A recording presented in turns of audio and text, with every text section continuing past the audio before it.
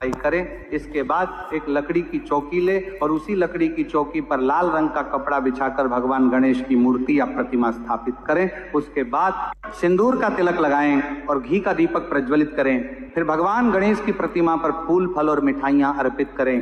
पूजा में तिलकुट का भोग जरूर शामिल करें। उसके बाद गणेश चालीसा का पाठ करें और अंत में गणेश भगवान की आरती करें और शंखनाद से पूजा पूर्ण करें। भक्तों, अगर आप इस चैनल पर नए हैं तो चैनल को सब्सक्राइब करके वीडियो को एक लाइक जरूर करें। धार्मिक ग्रंथों में सकट चौथ व्रत का विशेष महत्व बताया गया है। इस दिन भगवान गणेश के साथ सकट माता की भी पूजा की जाती है। माना जाता है कि यह व्रत माता और संतान के संबंधों को मजबूत करता है और संतान को दीर्घायु का आशीर्वाद प्रदान करता है। इस व्रत को रखने से परिवार में समृद्धि आती है और जीवन के कठिन समय में भगवान गणेश का आशीर्वाद प्राप्त होता है। साथ ही चंद्रमा को अर्घ्य अर्पित करने से चंद्रदेव की कृपा प्राप्त होती है, जो मानसिक शांति और समृद्धि का प्रतीक है। चलिए भक्तों, अब हम आपको सकट चौथ व्रत के कुछ जरूरी खास नियमों के बारे में भी बता देते हैं।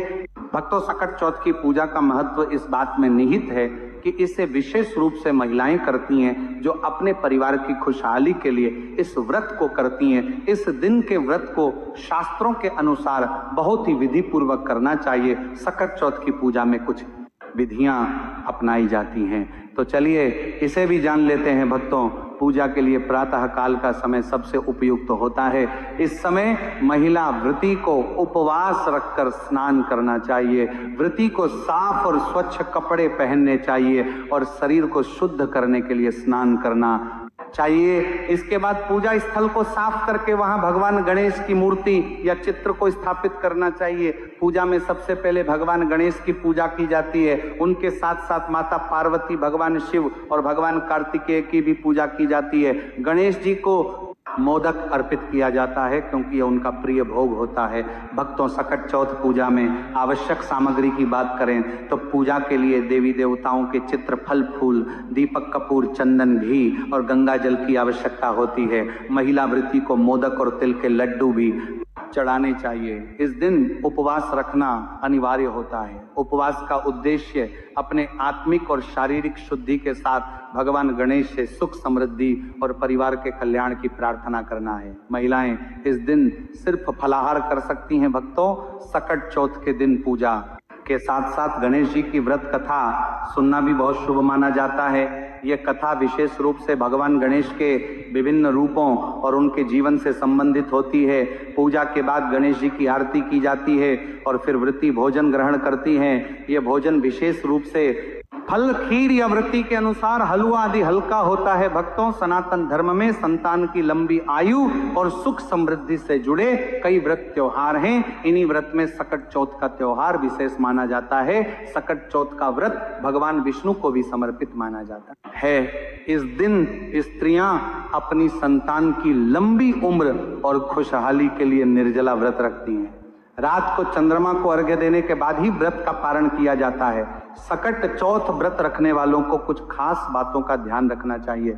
आइए जानते हैं कि इस व्रत के दौरान किन बातों का विशेष ध्यान रखना आवश्यक है। सबसे पहली बात, सकट चौथ के दिन भगवान गणेश को उनके हरे रंग के ही कपड़े पहनाना चाहिए। सकट चौथ के दिन भगवान गणेश को तिलकुट का भोग लगाना जरूर लगाना चाहिए।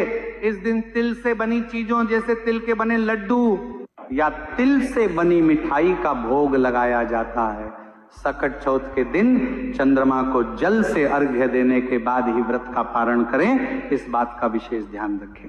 चलिए भक्तों, अब हम जान लेते हैं कि सकट चौथ के दिन भूलकर भी कौन से काम नहीं करने चाहिए। भक्तों, ऐसा माना जाता है कि सकट चौथ का व्रत रखने वाली महिलाओं को भूलकर भी काले रंग के कपड़े नहीं पहनने चाहिए, क्योंकि काला रंग नकारात्मकता का प्रतीक होता है। व्रती महिलाओं को इस बात का ध्यान रखना है कि चंद्रमा को अर्घ्य देते समय जल के छींटे पैरों पर बिल्कुल भी ना पड़े। जल के छींटे पैरों पर गिरना अशुभ माना जाता है। आपको इस बात का विशेष ध्यान रखना चाहिए। भक्तों, ऐसी मान्यता है कि सकट चौथ के दिन गणपति जी को मोदक का भोग लगाने से सुख समृद्धि का आशीर्वाद मिलता है।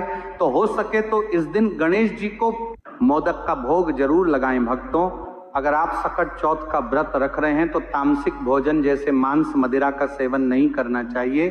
साथ ही लहसुन और प्याज के सेवन से भी बचना चाहिए। इस बात का विशेष ध्यान रखें। सकट चौथ के दिन शारीरिक संबंध भी नहीं बनाना चाहिए। ब्रह्मचर्य का पालन अवश्य ही करना चाहिए भक्तों। सकट चौथ व्रत के दिन भगवान गणेश की पूजा करते समय केतकी के फूल और तुलसी का उपयोग भूल कर भी ना करें। इनका उपयोग पूजन में अशुभ हो सकता है।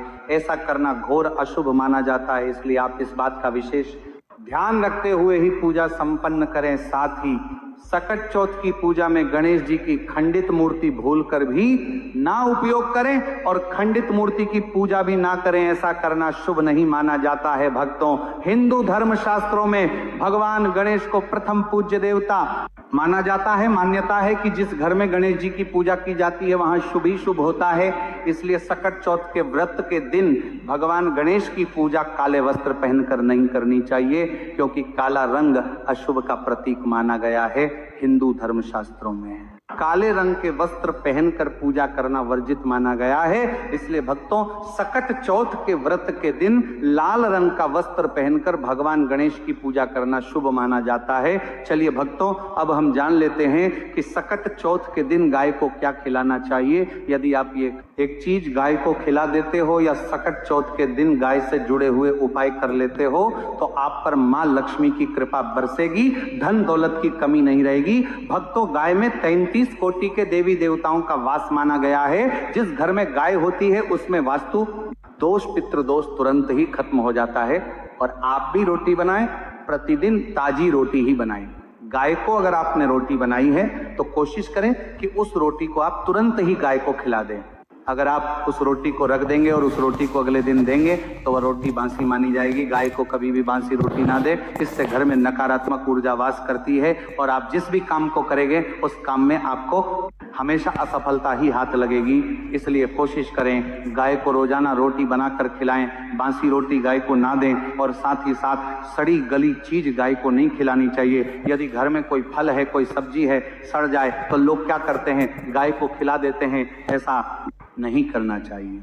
ऐसा करने से यदि आप गाय को खिलाते हैं तो आप आपके भाग्य बन जाते हैं। और साथ ही साथ आप गाय को जब भी रोटी दे, रोटी पर या तो आप थोड़ी हल्दी लगा लें, अगर अच्छा ना हो